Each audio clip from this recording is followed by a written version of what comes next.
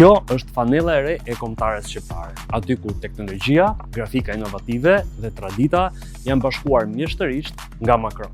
Macron ka përdorur teknologjinë EcoFabric, një material i prodhuar 100% nga plastika e ricikluar që tregon se edhe futbolli po mendon për mjedisin. Nëse e shihni anësh, shkaba e flamurit tonë është riinterpretuar me një dizajn të thyer që është dinamike edhe shumë inovative. Jaka është në prerje U, ndërsa në pjesën e pasme të qafës gjem të qëndisur Shqipëria dhe brenda saj moton ton "Ti Shqipëri më jep nder", ndërsa pjesa anësore është e përbërë nga panele mesh, të cilat i lejojnë lojtarëve të jenë të freskët gjatë gjithë lojës.